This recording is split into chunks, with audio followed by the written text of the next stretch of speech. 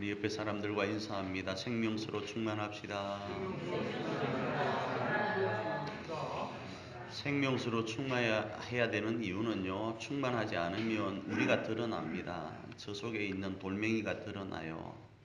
생명수의 통로인 우리 속에 있는 모난 것들이 드러납니다. 그러나 충만해버리면, 차버리면 이거 다 묻혀져요. 그래서 아직 충만하지 못한 분들이 뾰족한 자기의 그 모난 것을 드러낼 수 있습니다. 그것도 품을 수 있는 충만함이 우리 가운데 있기를 축복합니다. 우리는 1월달부터 3월달까지 2019년 생명수로 충만한 공동체라는 표 아래서 석천지체로서 어떻게 사는 것이 생명수로 충만한 삶을 사는 것인지를 살펴보고 있어요. 이거 까먹으시면 안 됩니다. 잠깐 그 내용을 나누면 먼저 생명수이신 예수님으로 충만하여야 된다. 그래서 아까 말씀드린 것처럼 예수님으로 충만하기 때문에 우리를 누군가 찔러도 예수의 마음, 예수의 심장으로 반응하는 거예요. 옛날에는 어땠으면 찌르면 이게 이랬는데 그게 없는 거예요. 찌르면 찌르는갑다. 찔러도 주여 저들이 알지 못하고 찌릅니다. 저들의 죄를 용서해 주십시오. 이런 충만함이 우리 가운데 있어야 되는 거예요. 그래서 예수로 충만하자 말씀을 드렸습니다. 다음으로 우리는 예수로 충만한 생명수로 충만한 통로이기 때문에 예수님의 그 말씀, 예수님으로 살아야 됩니다. 그걸 대언해야 된다 이렇게 말씀을 드렸죠. 그 대언하는 모습으로는 때로는 침묵할 때는 침묵해야 됩니다. 성경에서 침묵하라 하면 침묵하는 거예요. 그러나 말씀의 나팔이 울릴 때는 어떻게 해야 됩니까? 가감없이 외쳐야 되는 거예요. 내 말이 아니라 주의 말씀이요. 주의 말씀이 어떠한가에 따라서 멈추라면 멈춰버리는 거예요. 서라면 서는 거예요. 그러나 가라고 하면 가는 거예요. 여러분에게 그 말씀이 여러분 가슴 속에 성령으로 감동되어지는 게 있습니까? 그러면 두 개 안 바라보는 거예요. 그냥 이 하나만 바라보고 앞도 뒤도 안 바라봅니다. 무조건 직진이에요. 여러분의 용어, 여러분 실생활의 용어 못 먹어도 고인 거예요. 정말로요. 감동되어지면 그대로 하는 거예요. 앞뒤 안 바라보는 거예요. 재는 것 없습니다. 그대로 가는 거예요. 이게 생명수로 충만한 통로의 삶인 거예요. 그러나 감동이 안 되면 절대 하면 안 됩니다. 주시는 말씀이 없을 때는 침묵하는 거예요. 그리고 그렇게 나팔이 울릴 때 외쳐서 이러한 삶을 통해서 우리의 석천의 가정과 교회를 이끌고 세워가자. 그러면서 하루를 살아도 이 삶을 살자. 하루 살아도 그렇게 살고 하루 죽어도 그 삶으로 살다가 죽자. 순교적 정신으로 살자. 이렇게 말씀을 드렸고 지난주에는 이 길을 우리가 열어가자. 이렇게 말씀을 드렸죠.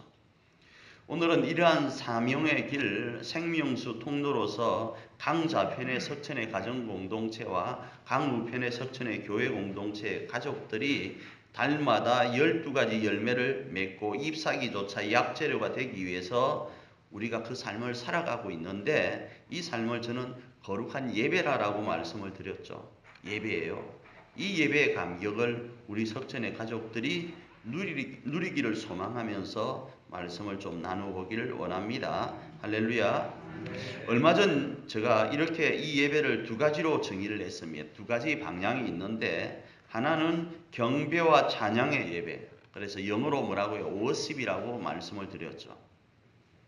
우리 TTS라는 책이 있죠. 거기에 제가 이걸 써놨다 말씀을 드렸습니다. 예배에는 두 가지 방향성이 있는데 하나는 경배와 찬양의 모습, 워십의 모습. 지금 이거예요. 우리가 드리는 이 고백하여 드리는 이 예배 시간. 또 하나의 예배는 섬김과 나눔의 예배, 영어로 서비스라고 말씀을 드렸습니다. 우리가 살아가는 우리 삶의 현장, 그것이 예배다라고 말씀을 드렸죠.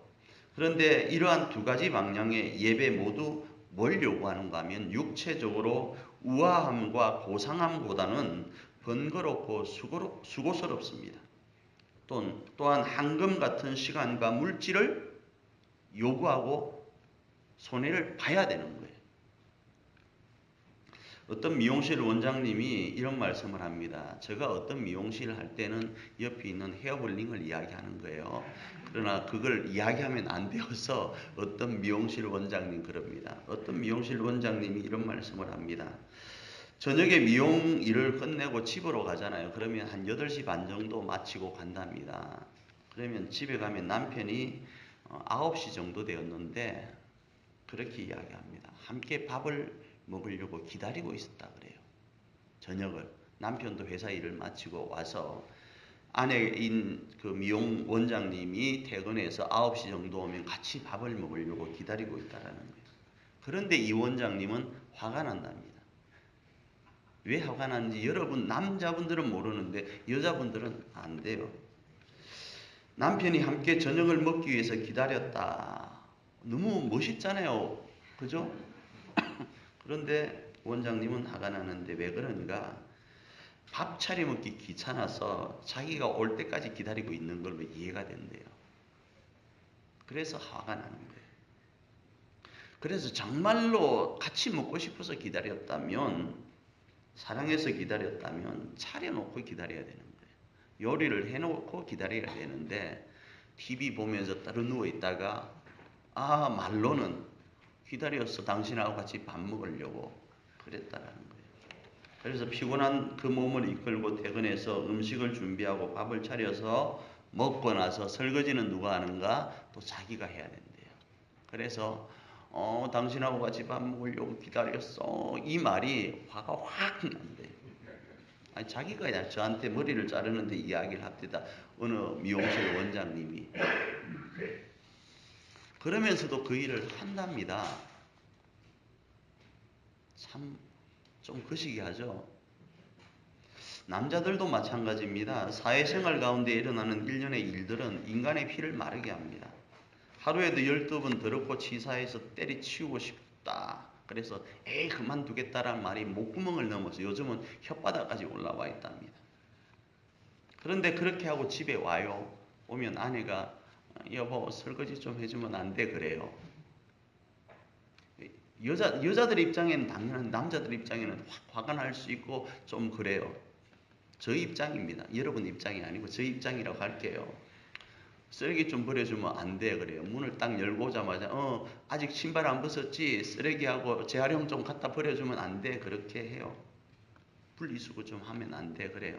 가만히 앉아 있으면 하는 말, 빨래 좀 이거 개는 거는 내가 말할 테니 좀 늘어주면 안 돼 그래요. 그리고 또 조금 있다가 여보 이거 뭐 하나 좀 사다 주면 안 돼 그래요. 부담스러울 수 있어요. 여자분들은 이해 못할지 모르지만 남자분들은 짜증날 수가 있어요. 그럼에도 해야 돼요. 합니다. 혹시 안 하시는 분들 하셔야 돼요. 그래야 나라가 편안해요. 남과 북이 통일될 수 있다니까. 어느 시청에 29년차 근무하는 50대 후반의 6급 공무원의 말입니다. 이분도 저와 관련 있는 사람입니다. 자기 상관이 5급 젊은 공무원이랍니다. 자기는 29년 동안 해가지고 이제 6급 되었는데 젊은 공무원, 5급 공무원이 있는데 그분에게 결제를 받는 거에 그렇게 안 쉽답니다. 너무 안 쉽대요. 그런데 그 어려움을 감내하는 이유는요. 자기가 정말로 우러러오는 상관인 5급 공무원도 5급 공무원의 상관인 사무관에게 어마어마한 애로사항 가운데 힘들어한대요. 그래서 자기도 그렇지만 삶이란 것이 그렇구나 싶어서 묵묵히 견디면서 29년 동안 지금 그 일을 하고 있는 거예요. 자기만 그런 게 아니라는 거예요. 모든 사람, 남자의 위치에서 여자라는 위치에서 또 다른 위치에서 각기 어려움이 있습니다. 자기만의 시간을 가지고 자기만을 위해서 물질을 사용하고 싶습니다. 자기만을 위해서 시간과 물질과 수고로움을 사용하지 않고 가족을 위해서 그러고 살아가는 거예요. 이것이 보편적인 가정의 모습이고 역할이에요. 그런데 근자에는 이러한 삶이 부담이 되어서일까요? 자녀를 출산하지 않으려고 하죠. 우리 자녀들이 그런 이야기 하잖아요. 애 안 낳고 싶대요. 왜? 부담스럽대요. 자녀를 출산하지 않으려고 하는 것과 함께 이제는 결혼도 하지 않으려고 합니다. 그런데 이러한 사회 현상 앞에서 성경은요, 2019년 우리 석천은 생명수로 충만하라고 이야기를 합니다. 가정에 대한 부담과 함께 교회에 대한 부담까지 요구를 하는 게 생명수로 충만한 공동체의 표예요. 실상은요. 그래서 우리가 고민할 수밖에 없습니다. 아니 뼈 빠지게 일하는 것도 모자라서 또 생명수로 충만하는 그 부담감을 우리에게 줍니까? 이렇게 이야기하는 거예요. 그래서 오늘 앞에서 말씀드린 것처럼 경배와 찬양의 예배, 바로 지금 드리는 난 예배인 이 모습과 섬김과 나눔의 예배, 바로 삶의 예배가 시대적으로는 분명히 부담되지만 이것이 부담이 아니라는 것을 한번 여러분에게 말씀드려야 될 것 같은 거예요. 부담이 아니라 영광이에요. 그 영광이라는 것을 정의하고 그 감격을 누리기를 소망하면서 말씀을 세 가지로 잠시 살펴보기를 원합니다. 첫 번째, 이 예배는요, 영과 진리로 예배하기 때문에 영광스러운 거예요. 그래서 이 영광을 누리기를 정말로 여러분 축복합니다. 요한복음 4장 24절입니다. 읽습니다. 시작. 하나님은 영이시니 예배하는 자가 영과 진리로 예배할지니라. 조금 전에 다시 말씀드렸습니다. 예배는 두 가지가 있다. 하나는 우리가 드리는 이 경배와 찬양인 이 낮예배 시간요. 이거 부담스러운 거예요. 시간 내야 되죠. 물질 드려야 되죠. 설교 가운데 야단 맞아야 되죠. 부담스러운 거예요. 삶의 예배라고 할 수 있는 섬김과 나눔의 예배요. 어떻습니까? 다른 사람들은 애도 안 놓으려고 해요. 다른 사람들은 뭐도 안 하려고, 결혼도 이제 안 하려고 해요. 근데 교회 사람들은요, 아이뿐 아니라 결혼뿐 아니라 그 속에서 더 깊이 들어가서 섬김의 예배, 나눔의 예배를 요구하고 있으니까 부담스러운 거예요. 그런데 성경은 이 예배는 영광스럽다 하면서 그 예배는 어떠하게 나아가야 되는가? 하나님은 영이기 때문에 예배하는 자가 영과 진리로 예배할 때 그 영광스러움을 누릴 수 있다 이야기합니다. 이 말씀의 배경은요, 예수님께서 사마리아 여인과 대화 중에 나옵니다. 사마리아 여인이 유대인들은 예루살렘에서 예배한다고 해요. 예수님. 그런데 우리 이 사마리아 사람들은 그리심산에서라는 그 장소가 하나 있습니다. 그 장소에서 예배한다고 하는데 어디에서 예배하는 것이 맞습니까? 이 질문을 예수님께 합니다. 그때 주어진 말씀이라고요. 여기서 영과 진리라는 말씀은 예배가 어떠해야 되는지를 말씀하는데 먼저 예배는 영이신 하나님을 영과 진리로 예배한다예요. 그래서 이러한 모습은 경배와 찬양의 예배와 섬김과 나눔의 예배에서 동일한데 그 모습이 뭔가 하면 첫 번째요. 예배를 받으시는 분이 누구신가? 하나님인데 이 분은 영이라는 거예요. 이 말씀은 사람과는 차원이 다르신 하나님에 대한 설명입니다. 민수기 23장 19절입니다. 읽습니다. 하나님은 사람이 아니시니 거짓말을 하지 않으시고 인생이 아니시니 후회가 없으시도다. 어찌 그 하신 바를 행하지 않으시며 하신 말씀을 실행하지 않으시랴. 또 출애굽기 3장 14절 앞부분입니다. 하나님이 모세에게 이르시되 나는 스스로 있는 자이니라. 바로 인생과는 비교가 불가하신 분, 인생과는 다르게 스스로 계신 분, 인생과는 다르게 환경과 장소의 제한을 받지 않으시는 하나님을 향하여 나아가는 것이 뭐인가? 예배라는 거예요. 다음으로 예배를 영과 진리로 드리는 우리에 대한 설명입니다. 이 말씀은 사람이 하나님께 나아갈 때 어떤 자세로 나아가야만 예배가 성취되는지에 대한 말씀인 거예요. 이 자세를 두 가지로 이야기합니다. 먼저는 영, 또 하나는 진리입니다.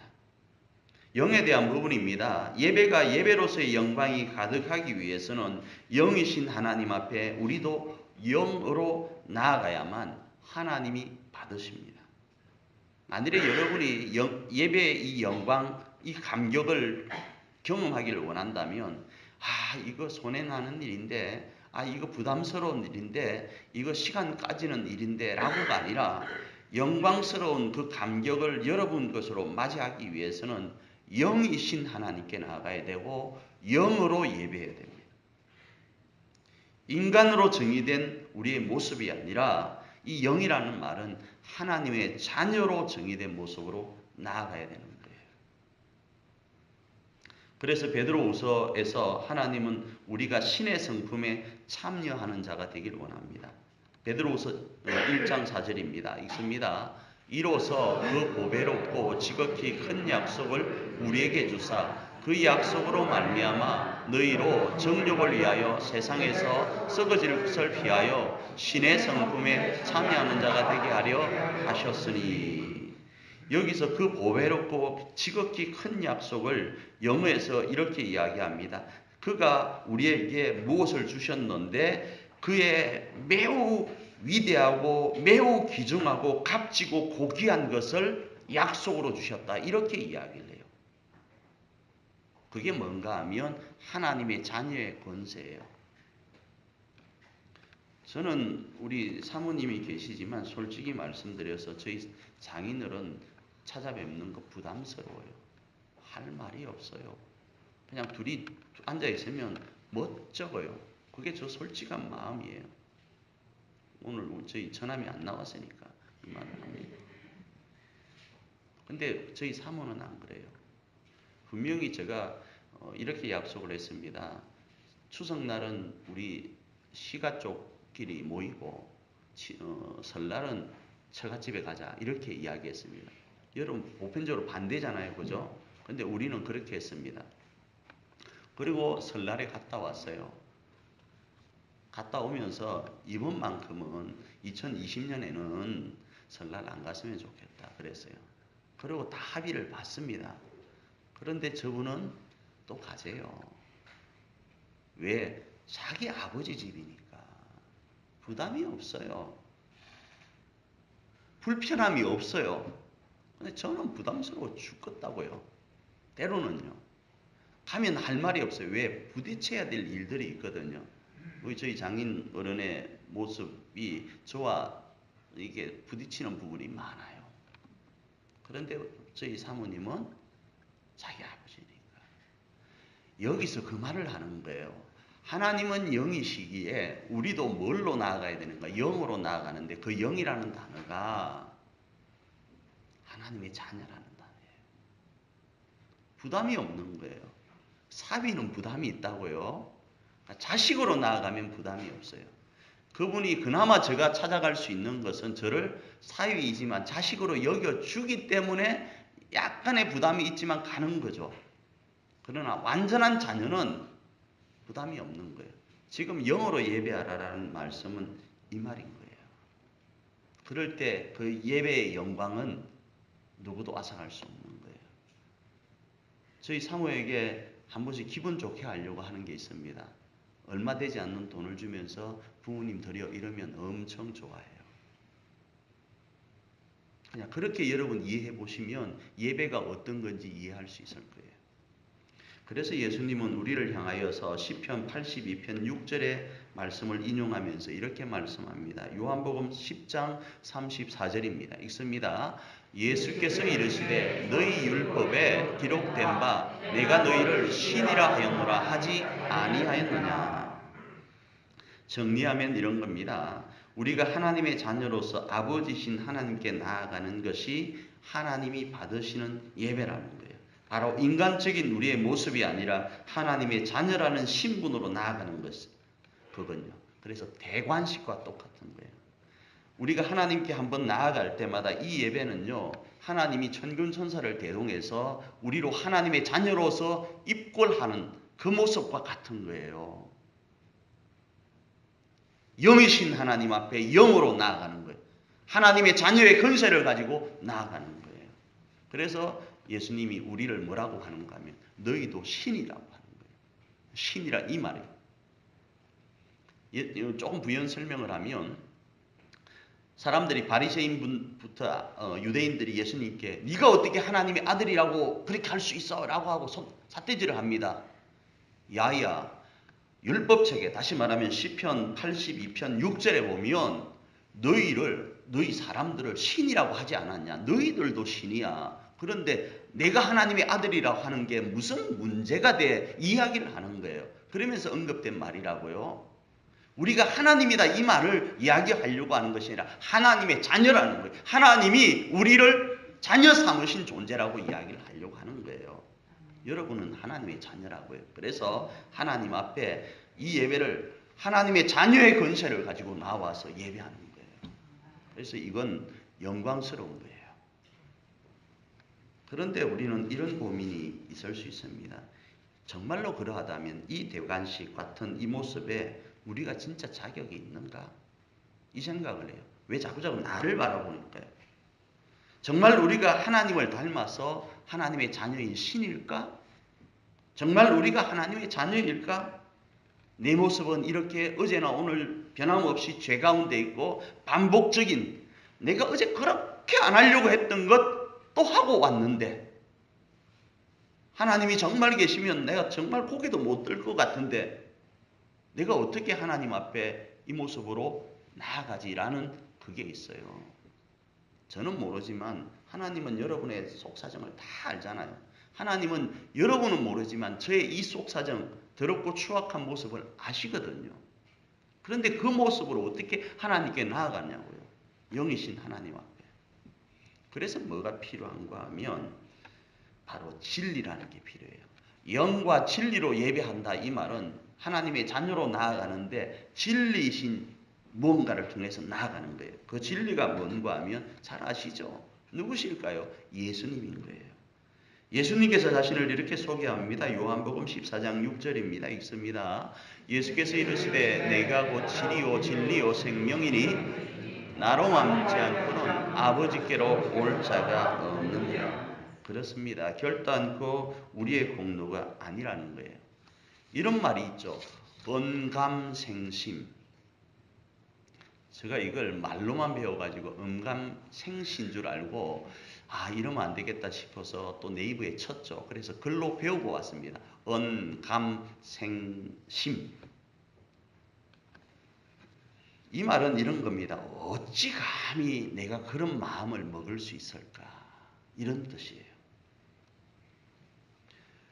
너무 먼 나라 이야기 같아서 예배의 영광에 참여하는 것을 감히 생각도 상상도 못하는 단어가 언감생심이에요. 그래서 감히 내가 그렇게 생각하지 못하니까 어떻게 취급합니까? 저건 내 거 아니야. 존재하지 않아. 그냥 취급해버립니다. 그러나 예배요. 그 영광은 눈을 감는다고 존재하지 않는 게 아니에요. 애써서 부정한다고 없는 게 아니라고요. 제가 말씀드렸죠. 우리 동네 시골에 꽁 한 마리가 저 앞에 날라와요. 진짜요. 소를 먹이러 가는데 소를 들고 우리는 산으로 가는 산에 가다 풀은 없는데 소를 데리고 가는데 꽁 한 마리가 저 앞에 날라오더만은 대가리만 꽁은 대가리입니다. 머리 아닙니다. 대가리만 그 숲에 딱 쳐박고 깃털을 이렇게 내고 있는 거예요. 얼마나 황당하고 참 우습든지. 지가 머리만 숨겼다고 눈만 감았다고 숨은 줄 알아요. 꽁은 그래요. 그런다고 죄가 없는 것 아니고 숨은 것 아니라고요. 우리가 애써 부정한다고 엄감생심이어서 내가 바라볼 수 없는 거라고 없다고 한다고 없는 게 아니라고요. 눈 찔끔 감고 그냥 있는다고 없는 게 아니라고요. 예배의 영광은 반드시 있고 그 영광은 존재합니다. 이제 우리의 선택은 하나인 거예요. 그 예배의 영광이 우리의 감격이 되게 하는 거예요. 그 방법이 뭔가 하면 내가 부족해도 내가 연약해도 하나님의 자녀라고 성경에는 이야기하고 있지만 내 모습이 초라해도 뭘로 그 예배의 영광 가운데 나아가는가? 예수로요. 예수로요. 예수의 이름 힘입고 나아가는 거예요. 그분 때문에요. 그분이 대속하신 그 은혜 때문에 나아가는 거라고요. 혹시 여러분 어제나 그제 아니 오늘 오기 전부터 여러분 속에 하나님을 예배할 수 없는 무언가가 있었습니까? 걱정 말아요. 예수로 나아갈 수 있어요. 믿지 않는 사람들이 이럴 겁니다. 이야 참 예수 좋다. 죄 짓고 가서 주여 용서하십시오. 죄 짓고 주여 용서하십시오. 참 좋다. 맞아요. 예수는 그런 능력이 있는 거예요. 요가라고 그래요. 성경은 그걸 진리로 예배한다 그러거든요.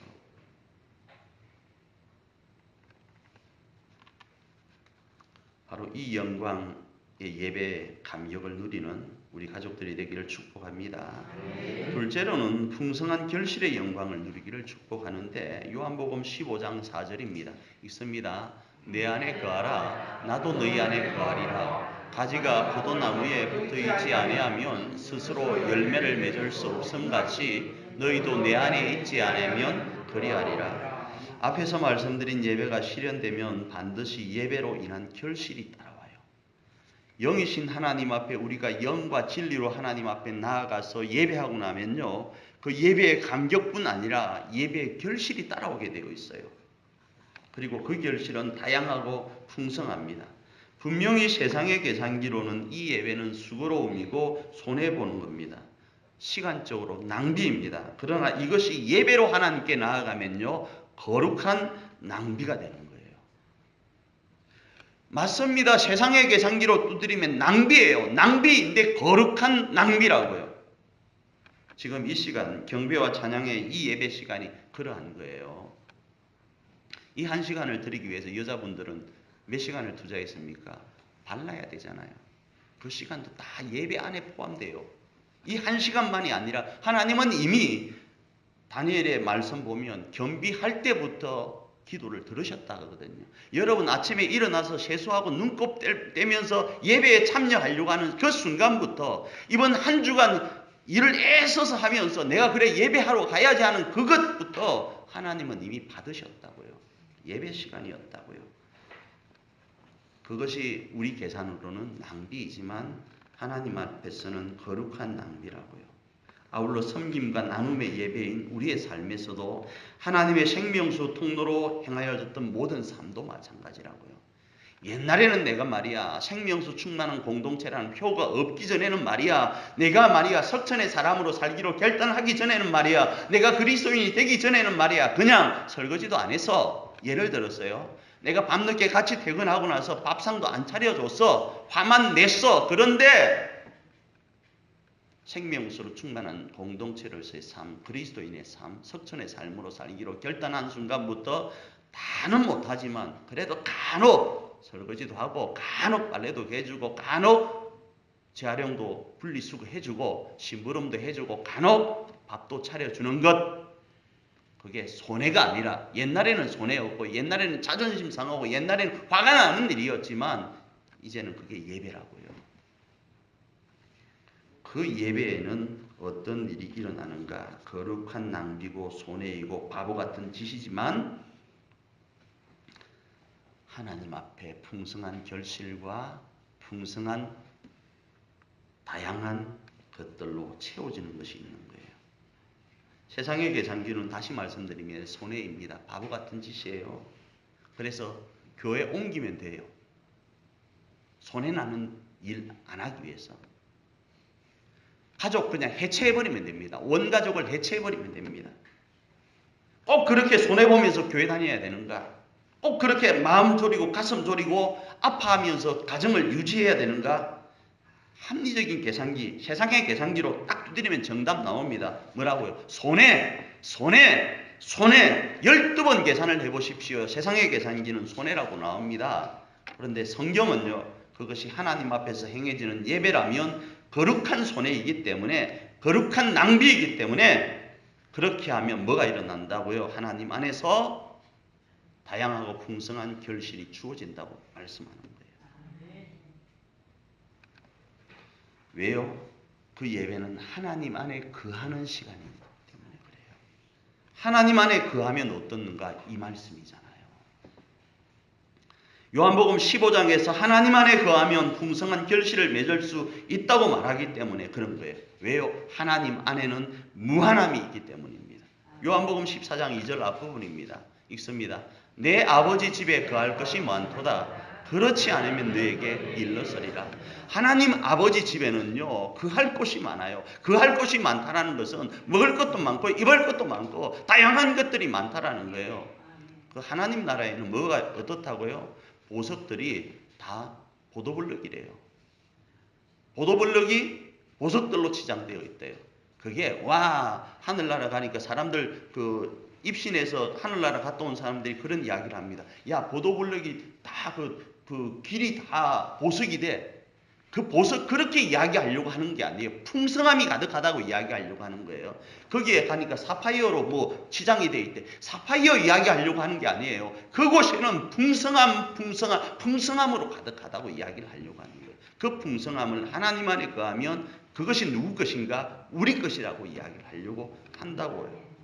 예배는 그런 겁니다. 그래서 영이신 하나님 앞에 우리가 영과 진리로 예배했습니까? 그러면요. 결실이 따라옵니다. 반드시요. 믿으시기를 바랍니다. 그러기에 여러분이 경배와 찬양의 예배와 섬김과 나눔의 예배를 정말로 하고 있다면 기대하세요. 영광의 예배를 기대하기를 정말 축복합니다. 그리고 누리기를 축복합니다. 반드시 하나님의 풍성함으로 채워줄 것을 믿는 역사가 있기를 축복합니다. 아멘. 누가복음 6장 38절입니다. 읽습니다. 주라 그리하면 너희에게 줄 것이니 곧 구이되어 누르고 흔들어 넘치도록 하여 너희에게 안겨주리라. 너희가 헤아리는 그 헤아림으로 너희도 헤아림을 도로 받을 것이니라. 주는 게 손해 아니겠어요? 그런데 하나님 안에서 주는 것, 하나님 안에서 행하는 것, 하나님 안에서 손해보는 것, 하나님 안에서 예배하는 것, 그건 모든 것 하나님이 후이되어 주시는 거예요. 그것도 보상으로. 우리 시골에서 보상이라고 그래요. 보상이라고 아세요? 밥을 할 때 고봉으로 주는 거. 또 쌀을 데워줄 때도, 곡식을 데워줄 때도 보상으로 이렇게 듬뿍 이렇게 하나 앉아서 쑥히 주는 거예요. 하나님이 그렇게 주신대요. 세 번째, 즐거움에 참여하는 영광을 허락하신다. 이렇게 말씀합니다. 마태복음 25장 23절입니다. 읽습니다. 그 주인이 이르되 잘하였다. 착하고 충성된 종아. 네가 적은 일에 충성하였음에 내가 많은 것을 네게 맡기리니 네 주인의 즐거움에 참여할지어다 하고, 오늘 우리가 읽은 본문이죠. 이 말씀은 하나님으로부터 주어진 자격과 권리에 대한 자부심, 그 자부심을 가지라는 뜻이에요. 누구에게 이것 맡긴 것 아니에요. 그리고 그 마음, 자부심과 함께 그 마음으로 믿음의 결단을 통해서 그 결과를 누리라는 거예요. 지난주 제가 말씀을 드렸죠. 이 땅의 지도자는 대통령이 아니에요. 이 땅의 지도자는 대통령이 아니고 야당의 지도자도 아니에요. 하나님은, 예수님은 우리에게 주셨어요. 너희는 가서 모든 족속으로 제자를 삼아 하면서 믿는 자들에게 사명을 주셨어요. 세상을 이끌 수 있는 능력을 주셨다고요. 우리가 그걸 발휘하지 못해서 그렇죠. 이건 자격이고 권리예요. 상당한 자부심을 가져도 됩니다. 그런데요, 그것을 오늘 말씀드린 마태복음에 나오는 25장에 나오는 달란트라고 했을 때, 이 달란트를, 그 자부심을 가지고 행동하여 나갈 때, 믿음으로 결단하고 그래 내가 해보자 하면요, 반드시요 되어지는 거예요. 마태복음 25장에서 주인이 종에게 각각 뭘 줍니까? 5달란트, 2달란트, 1달란트를 줍니다. 그런데 동일하게 5달란트, 2달란트 받은 사람에게 이 말씀을 동일하게 토시 하나 안 틀리고 말씀합니다. 우리 같으면 5달란트 남겼으니까 조금 더 줄 거 아니겠어요? 2달란트는 조금 적으니까 야 니는 이거 먹고 떨어져 이럴 거 아니겠어요? 그런데 동일한 말씀을 준다고요. 그러면 1달란트에게도 동일한 말씀을 준다고 우리가 추론해 볼 수 있잖아요. 그런데 1달란트 맡은 사람은 그에 대한 자부심과 어떤 마음의 믿음의 결단 없이 그냥 땅에 묻어둬 버립니다. 다시 말씀드립니다.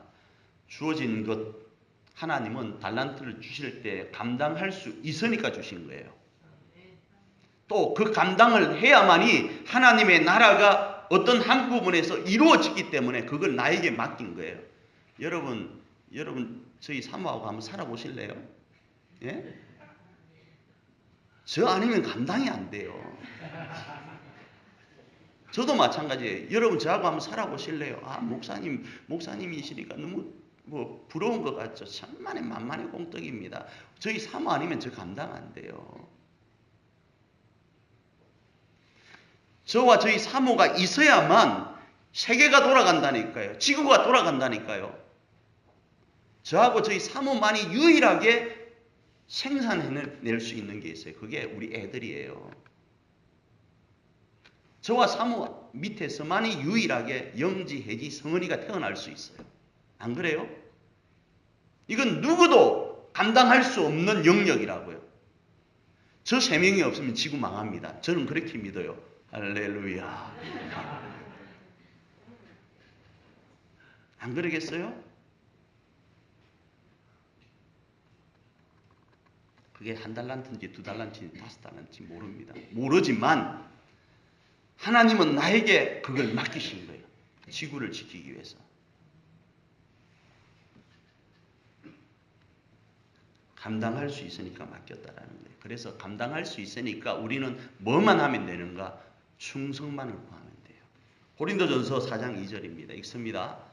그리고 맡은 자에게 구할 것은 충성이니라. 잘하고 못하고 그건 하나님이 판단하세요. 결과물도 하나님이 그렇게 하시는 거예요. 왜 이거 맡기는지 아십니까? 5, 2, 1를요. 하나님이 다 할 수 있어요. 하나님이 그냥 말씀하면 다 돼요. 성경에 그러고 있잖아요. 하나님은 그냥 말씀으로 세상을 다 만드시니까 다 할 수 있어요. 그런데 왜 우리에게 그걸 맡겼냐고요. 주인의 즐거움에 참여하게 하기 위해서요. 하나님은 우리가 예배 안 드려도 영광스러우신 분이라고요. 그런데 왜 하나님은 우리로 예배하게 하시는가 하면 그 하나님의 영광에, 영이신 하나님의 영광에 우리로 참여하는 즐거움을 주려고요. 그래서 우리가 믿음으로 결단하고 나아가면 그 영광을 누리게 되는 거예요. 마가복음에 이런 말씀이 있죠. 30배, 60배, 100배의 결실을 맺는 장면이 나옵니다. 그래서 여러분 기도할 때 하나님 30배의 열매를, 60배의 열매를, 100배의 열매를, 이게 또 모자라니까 또 10,000배의 열매를, 성경에 없는 10,000배까지 나가잖아요. 10,000배도 3, 6, 100배의 열매 이 안에 다 있는 거예요. 뭐 10만 배 해도 됩니다. 10,000배 해도 됩니다. 그걸 성경에서 이야기하려고 하는 거예요. 그런데 결실되어지는 것과 연결해서 곡식과 연결되어서 100배의 이야기를 하는 거예요. 제가 나락이라는 거 있죠. 그걸 나락을 세보면요. 한 120배까지 제가 한번 세본 적이, 통일배하고 밀양 23호라는 벼가 있어요. 아기 때. 그걸 세보니까 한 가닥에 120몇 개, 140몇 개가 열려요. 그런 의미예요. 하나님이 10만 배를 안겨주지 못해서 100배가 아니라 더 풍성한 걸 곡식으로 비유하려고 하는 거예요. 그래서 30배, 60배, 100배의 결실이 나오는 마가복음의 내용을 살펴보니까 좋은 땅이 그 열매를 맺어요. 그죠? 마가복음 44장 20절입니다. 읽습니다. 좋은 땅에 부려졌다는 것은 곧 말씀을 듣고 받아 30배나 60배나 100배의 결실을 하는 자니라. 이렇게 말씀합니다. 이 좋은 땅을 여러분은 어떻게 이해합니까? 이해를 돕기 위해서 그냥 나쁜 땅 세 가지를 반대적으로 접근해서 살펴보면 이해할 수 있습니다. 나쁜 땅 세 개는요, 이 곡식을 품지 않았어요. 품지 못했다고요. 좋은 말씀의 씨앗이 떨어졌는데 새 밭은 품지 못하고 뱉은 모습이에요. 그러나 좋은 땅은 흙으로서 그 씨앗을 품었다고요. 그리고 뭘 맺었는가? 30, 60, 100배의 결실을 맺었다고요. 그래서 누가복음은 풍성한 결실을 맺는 즐거움에 참여하는 모습을 이렇게 이야기합니다. 누가복음 8장 15절입니다. 읽습니다. 좋은 땅에 있다는 것은 착하고 좋은 마음으로 말씀을 듣고 지키어 인내로 결실하는 자니라 이렇게 말씀한다고요. 좋은 땅을 설명할 때요. 결실한 땅을 설명할 때요. 그냥 단순히 좋은 땅이 아니라 어떻게 해요? 이런 고통이에요. 말씀을 들었습니다. 말씀을 지켰습니다. 그리고 인내로 결실하는 거예요. 땅에 씨앗을 숨어놓으면 지금 봄이니까 심죠. 심고 나서 어떻게 합니까? 심고 나서 그냥 가만히 냅두잖아요. 기다리잖아요. 그걸 인내라고 표현할게요. 근데 인내하지 못하고 파보면, 작년에도 제가 이 수박씨 또 심을 건데 수박씨를 심어놓고 파보면 하루 지나서 또 파보고 하루 지나서 또 파보면 죽죠. 영이신 하나님 앞에 영으로 진리로 나아가고 하나님이 반드시 풍성한 결실을 주신다는 믿음 가운데 인내하면서 견뎌내는 거예요. 그러면 성경이 하나님이 약속하셨잖아요. 그의 위대하고 고결하고 아름다운 것으로 약속하신 여러분 프로모션이라는 거 있잖아요. 영업할 때 그 약속이 바로 프로모션이에요. 하나님이 주신 약속이에요. 그 약속이 이거예요. 그러하면 30, 60, 100배의 결실을 맺는다고요. 그러나 결실치 못한 땅을 소개하는데 이렇게 소개합니다. 누가복음 8장 14절 읽습니다. 가시떨기에 떨어졌다라는 것은 말씀을 지내는 중 이생의 염려와 재리와 일락에 기운이 막혀 온전히 결실치 못하는 자요. 이 말씀을 아까 말씀드린 대로 하면 세상의 계산기를 두드리니까 손해난다 이거예요.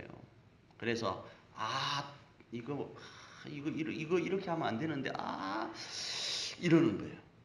그래서 결단 못하는 거예요. 이거 바보 같은 짓이고 손해 같은 일인데 그래서 가정이 해체돼 버리는 거예요. 자식을 포기해 버리는 거예요. 교회를 옮기는 거예요. 다 그런 거예요. 왜? 내가 볼 때 손해 나거든. 내가 어떤 사람한테 이야기 들었는데 그 기분 나쁘거든요. 그런 건 열매를 못 맺어요. 못 맺는다고 하는 거예요. 그렇습니다. 2019년 우리 석천 공동체 가운데 주어진 믿음의 말씀의 씨앗을 이생의 염려와 재리와 일락과 유혹의 바람을 견디고 품고 인내하면요. 선언합니다. 30배, 60배, 100배의 결실은 반드시 맺습니다. 그리고 그 즐거움에 저는 여러분이 참여하기를 축복합니다. 할렐루야. 다니엘이 그랬습니다. 다니엘 1장 8절입니다. 읽습니다. 다니엘은 뜻을 정하여 왕의 음식과 그가 마시는 포도주로 자기를 더럽히지 아니하니라. 다윗이 그랬습니다. 그래서 하나님은 다윗을 향하여 이렇게 고백합니다. 사도행전 13장 22절입니다. 읽습니다. 패하시고 다윗을 왕으로 세우시고 증언하여 이르시되 네가 이새의 아들 다윗을 만나니 내 마음에 맞는 사람이라 내 뜻을 다 이루리라 하시더니 모세와 여호수아에게도 이렇게 말씀합니다. 그래서 그들은 그들의 발에서 뭘 벗습니까? 신을 벗고 여호와께 자신을 드립니다. 여호수아서 5장 15절입니다. 여호와의 군대 대장이 여호수아에게 이르되 네 발에서 신을 벗으라. 네가 선 곳은 거룩하니라 하니 여호수아가 그대로 행하니라. 출애굽기 3장 5절입니다. 읽습니다. 하나님이 이르시되 이리로 가까이 오지 말라. 네가 선 곳은 거룩한 땅이니 네 발에서 신을 벗으라. 그렇습니다. 주어진 자격에 대한 자부심으로 결단하고 실천할 때, 몸부림칠 때, 인내할 때, 하나님을 더 부여잡을 때 역사의 주인공, 예배의 감격을 누리는 주인공이 될 수 있는 거예요. 사랑하는 우리 석전의 가족 여러분, 예배자로 사는 것 다시 말씀드립니다. 쉽지 않습니다. 손해나는 일입니다. 그러나 예배는 하나님의 영광에 참여하는 겁니다. 그리고 반드시 영광을 보게 되고 그 감격을 누리게 되어 있어요. 이 주인공으로 오늘 우리 석천 가정과 교회 공동체를 부르심을 믿고 이 말씀 붙들고 한 주간 참 예배자로서의 감격을 누리는 저와 여러분 되기를 축복합니다. 주를 위한 이곳을 예배하는 자들 그가 찾느니 그가 찾는 이 없어 주님께서 슬퍼하시네. 주님이 찾으시는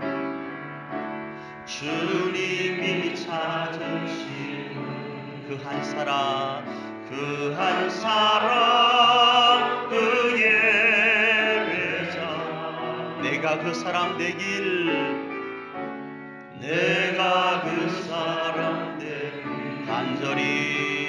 간절히 주께 예배하네. 주내로 이곳에 서 있네. 주인에게 엎드려 절하네. 그 어느 것도 난 필요 없네. 주님만 경배해. 주내로 이곳에 서 있네. 주인에게 엎드려 절하네. 그 어느 것도 난 필요 없네. 주님만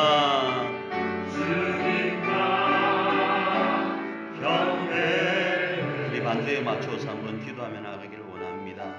여러분, 이 예배 시간에 예배자로 서기를 축복합니다. 여러분, 가정에서 섬김과 나눔의 예배자로 서기를 원합니다. 예수의 이름 때문에 하나님 앞에 드리는 예배 위에 결단하며 나아가기를 원합니다. 그러면 결실이 있습니다. 그러면 그 예배의 감격을 누릴 수 있습니다. 이 시간 기도하며 나아갈 때 주님, 내가 그 예배자, 하나님이 찾는 예배자이길 원합니다. 이 낮 예배 시간뿐 아니라 우리의 삶의 예배에서 하나님이 찾는 예배자, 가정에서, 직장에서, 생업에서, 삶의 영역에서 그 예배자로 서기를 원합니다. 예배자로 승리하게 하여 주시옵소서. 예배의 감격을 누리게 하여 주시옵소서. 우리 한번 기도하며 나아갑니다. 자비로우신 하나님, 이 시간 우리를 붙잡아 주시옵소서. 주를 위한 예배자로 서기를 원합니다. 예배의 감격에 우리의 삶이 아버지 충만하기를 원합니다. 주여, 우리 가운데 함께하여 주시옵소서. 이 예배를 기대하게 하시고, 우리의 삶의 예배를 기대하게 하시고, 우리의 삶의 예배 가운데 예배자로 설 수 있도록 인도하여 주시옵소서. 그리고 반드시 주시는 예배의 풍성함을 누리는 우리 사랑하는 석천의 가족들이 될 수 있도록 인도하여 주시옵소서. 그렇게 인도하여 주시옵소서. 주님이 찾으시는 예배자, 바로 우리 석천의 한 사람 한 사람이 될 수 있도록 역사하여 주시옵소서. 인도하여 주시옵소서. 자비하신 하나님 감사합니다. 주님이 찾으시는 예배자, 그 사람이 바로 내가 되길 원합니다. 사랑하는 우리 석천의 이 낮 예배 가운데 한 사람의 예배자, 바로 내가 되길 원하고, 사랑하는 우리 가정에서의 예배자, 바로 내가 되기를 원합니다. 당신이 되십시오가 아니라 내가 결단하며 예배자로 서기를 원합니다. 그리고 나의 이 예배를 통하여서 우리 석천이 풍성한 결실 가운데 있기를 원하고, 풍성한 하나님의 영광 가운데 있기를 원합니다. 네가 그렇게 가정에서 예배함으로 인해서 우리의 가족들이 그 풍성한 예배를 경험하기를 원합니다. 이번 한 주간 그러할 수 있도록 은혜를 베풀어 주시옵소서. 축복하며 예수님 이름으로 기도합니다. 아멘. 지금은 우리 주 예수 그리스도의 그 크시고 크신 대속의 은총과 우리를 사랑하셔서 우리를 하나님의 자녀 삼으시려고 자신의 둘도 없는 독생성자를 보내어 주신 하나님의 그 크신 만극하신 사랑하심과 오늘도 변함없이 너는 하나님의 자녀야, 너는 하나님 앞에 예배자야 라고 적용하시면서 도우시고 천군천사를 대동하셔서 우리를 지키시고 보호하시는 성령님의 그 강하신 은총이 이 한 시간 결단하며 예배자로 서기로 하나님 앞에 약속하는 하나님의 사람들 머릿머리 위에 그들의 가정 위에 이제부터 영원토록 함께 있을지어다. 아멘.